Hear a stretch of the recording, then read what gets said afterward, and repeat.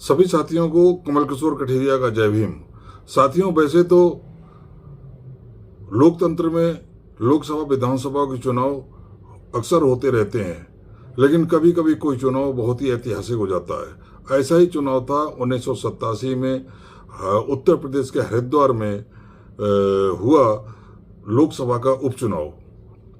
ये लोकसभा का उपचुनाव बहुजन राजनीति के लिए ऐतिहासिक हो गया, क्योंकि यही वह चुनाव था जिसमें पहली बार बहुजन समाज पार्टी की ओर से कुमारी मायावती ने लोकसभा का चुनाव लड़ा था और उनके विरुद्ध रामविलास पासवान जैसे दिग्गज नेता थे, जो कि थर्ड फ्रंट की ओर से खड़े हुए थे, जो तीसरी जनता पार्टी जैसी जो अन्य पार्टियां थी उनकी ओर से सम्मिलित उम्मीदवार के रूप में खड़े थे, और कांग्रेस की ओर से राम सिंह थे।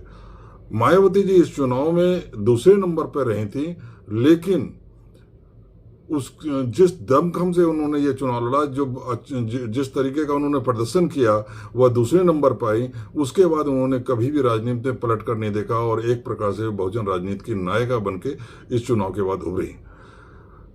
बहुजन नायक मानवर काशीराम जी ने इस चुनाव की समीक्षा इस चुनाव के कुछ दिन बाद एक भाषण में की थी, और उसमें समीक्षा करते हुए उन्होंने गंगा में मायावती के नहाने, रामविलास पासवान के नहाने की भी बात करी, और ये भी बताया कि किस प्रकार पैसे की कमी के कारण वो ये चुनाव हार गए। अगर उनके पास 1 लाख रुपया भी होता तो मायावती उसी समय सांसद बन जाती।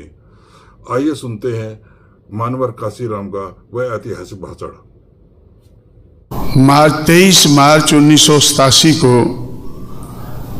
हरिद्वार, जहाँ पर हर की पौड़ी है और गंगा पवित्र मानी जाती है गंदी होने के बावजूद भी, तो वहाँ पर 23 मार्च 1987 को शेड्यूल कास्ट का, और यह भी जानकर आप लोगों को अचंभा होगा कि हरिद्वार की जो सीट है वो शेड्यूल कास्ट की लिए रिजर्व है, क्योंकि शेड्यूल कास्ट के लोग उधर काफ़ी रहते हैं। इसलिए 23 मार्च 1987 को वहाँ जब उपचुनाव हुआ, जो शेड्यूल कास्ट मेंबर पार्लियामेंट था वो मरा, तो उसके बाद उपचुनाव हुआ पार्लियामेंट का। हम लोगों ने मायावती को तैयार किया कि आपको वहाँ से हरिद्वार की सीट से आपको चुनाव लड़ना है। जब हमने उनको वो चुनाव लड़ने के लिए तैयार किया, तो मैं सोच रहा था कि इस चुनाव में हमारा मुद्दा क्या होगा, इस चुनाव में हमारा मुद्दा क्या होगा। वो कांग्रेस का मेंबर पार्लियामेंट था जो मरा, तो कांग्रेस की मुखालफत करना ये तो हमारा मुद्दा था ही, सब लोग जानते थे। लेकिन हरिद्वार की सीट पर, रिजर्व सीट पर हमारा मुद्दा क्या होगा। जब तक वहाँ नॉमिनेशन पेपर फाइल नहीं हुए थे तो मैं मुद्दे के बारे में सोच रहा था, और जब चुनाव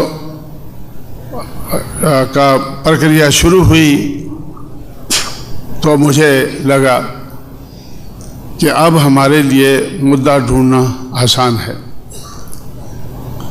क्योंकि जो मनुवादी ताकतें हैं ये सारी मिलकर उनका कंबाइंड कैंडिडेट रामविलास पासवान उन्होंने तय किया। चंद्रशेखर उस सारी पार्टियों का जो एकता सी अलायंस बना था, तो बड़ी पार्टी जनता पार्टी का हेड होने के नाते तो रामविलास पासवान को जनता पार्टी की तरफ से चंद्रशेखर उधर गए, और चंद्रशेखर वहाँ ले जाकर हरिद्वार में कंधों पर बैठाकर उनको उधर टोकन, उन्होंने उनका एक जेस्चर था कि एक ठाकुर कंधों पे बैठाकर रामविलास पासवान को वो हर की पौड़ी पर ले जाता है। हर की पौड़ी पर उनको स्नान कराया जाता है और उसके बाद हरिद्वार के ब्राह्मण पंडे वो उनको आशीर्वाद देते हैं। वो उनको आशीर्वाद देते हैं कि भाई तेरी जीत होनी चाहिए। एक ठाकुर कंधों पर बैठा के तेरे को पालकी की तरह से इधर लाया है और पंडों ने आशीर्वाद दिया है गंगा जल पे, गंगा जल से हर की पौड़ी पर स्नान करने के बाद। तो इसलिए दूसरे दिन पेपरों में हेडलाइन आई कि ये जो अलायंस का कैंडिडेट है रामविलास पासवान, कई पार्टियों का अलायंस है, ये जीतेगा, क्योंकि इन्होंने अपना प्रचार हर की पौड़ी पर स्नान करके शुरू किया है। हर की पौड़ी एक पवित्र जगह है, गंगा के ऊपर एक पवित्र जगह है जिसको हर की पौड़ी कहते हैं। उधर कुंभ का मेला लगता है तो लाखों लोग उधर ठंडे ठंडे पानी में स्नान करने के लिए ठंडे के मौसम में उधर पहुंचते हैं। तो इसलिए रामविलास पासवान की जीत निश्चित है, क्योंकि एक ठाकुर उसको कंधों पर बैठा के लाया और हर की पौड़ी पर उसको स्नान करा के पंडों ने उनको आशीर्वाद दिया है, ब्राह्मणों ने आशीर्वाद दिया है। इसकी जीत निश्चित है। तो दूसरे दिन ही कांग्रेस के कैंडिडेट का बयान आया, जो शेड्यूल कास्ट का की तरफ से कांग्रेस पार्टी का होम मिनिस्टर था यूपी में, उसको कांग्रेस ने मेंबर पार्लियामेंट के उपचुनाव के लिए खड़ा किया। होम मिनिस्टर होने के नाते कि इसके जीतने के ज़्यादा चांसेस हैं, तो उनको उन्होंने कांग्रेस पार्टी ने खड़ा किया और उसका बयान आया कि भाई रामविलास पासवान ने तो अभी स्नान किया है, लेकिन मैं तो बचपन से इधर स्नान करता रहा हूँ, क्योंकि मैं हरिद्वार का ही रहने वाला हूँ। ये तो बिहार से चलकर आया है और मैं तो हरिद्वार का ही रहने वाला हूँ और बचपन से इधर स्नान करता हूँ, इसलिए जीत मेरी निश्चित है। तो हम लोगों ने सोचा कि भाई चुनाव तो हम भी लड़ रहे हैं, चुनाव हम भी लड़ रहे हैं, रामविलास पासवान को ये सारे विरोधी दल लेकर आए हैं। चंद्रशेखर नंगा होकर धोती लगाकर, पूरा नंगा नहीं हुआ, धोती लगाकर, तो कमीज वगैरह उतार कर वो इसको उठाकर उधर नहाने के लिए आया। और उस वक़्त पैसा लगाने के लिए तो ये एक और ब्राह्मण है, ये कर्नाटका का एक ब्राह्मण है ना जो मुख्यमंत्री रहा उधर, हेगड़े, तो हेगड़े भी साथ में था, हेगड़े भी उसके साथ में था। वो पैसे की थैलियाँ वो लाया था और ये आपका मधु दांडवत है वो भी साथ में था। ऐसे कई लोग थे। तो उन्होंने रामविलास पासवान को उधर स्नान कराया। तो हमने सोचा कि भाई हमें क्या करना चाहिए। तो जो हर की पौड़ी, तो हमने भी इसी को मुद्दा बनाया कि ये लोग रामविलास पासवान को खड़ा करने वाले लोग और राम सिंह को खड़ा करने वाले लोग ये कहते हैं कि हर की पौड़ी पर गंगा पवित्र है, लेकिन बहुजन समाज पार्टी का कहना है कि हर की पौड़ी पर जहाँ लाखों लोग अपना बदन धोते हैं, वो इसको गंदा करते हैं। इसलिए हर की पौड़ी पर गंगा गंदी है। हमारी उम्मीदवार मायावती एक फरलांग ऊपर जहाँ से गंगा आती है, ऋषिकेश की तरफ जिधर से गंगा आती है, एक फरलांग ऊपर स्नान करके उसने पेपर फाइल किए हैं। तो इसलिए अभी ये चुनाव का मुद्दा बना, हरिद्वार के चुनाव का मुद्दा बना कि हर की पौड़ी गंदी है, गंगा गंदी है या चंगी है। तो ये मुद्दा चुनाव का बना और हमारा प्रचार ज़्यादातर यही था कि हर की पौड़ी पर गंगा गंदी है। अगर जो लोग इसको पवित्र मानते हैं हर की पौड़ी पर, वो वोट देंगे। उनके दो उम्मीदवार हैं, एक रामविलास पासवान है सारी विरोधी पार्टियों का मिलाकर, एक कांग्रेस का उम्मीदवार है राम सिंह। लेकिन जो लोग समझते हैं कि हर की पौड़ी पर गंगा गंदी है, उनकी उम्मीदवार मायावती है। इसलिए हमारी अपील है उन लोगों से, सिर्फ उन लोगों से जो ये समझते हैं कि हर की पौड़ी पर गंगा गंदी है, वो मायावती को वोट दें, बहुजन समाज पार्टी को वोट दें। चुनाव हुआ और मैं आप लोगों को एक दुख की बात रखना चाहता हूं कि चुनाव में हमें पैसे की उस समय बहुत ज़्यादा कमी महसूस हुई।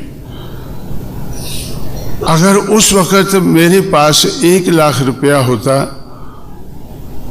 जो 1-1 लाख हराने के लिए मैंने 200 कैंडिडेट को दिया पिछले चुनाव में फरवरी में, अगर 1 लाख रुपया मैं रेज कर पाता तो हम उसी वक़्त वो चुनाव जीत गए होते।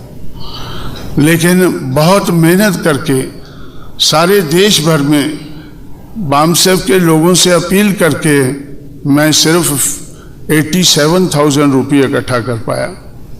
87,000 रुपये से हमने वो चुनाव लड़ा। और जब काउंटिंग हो रहा था तो मैं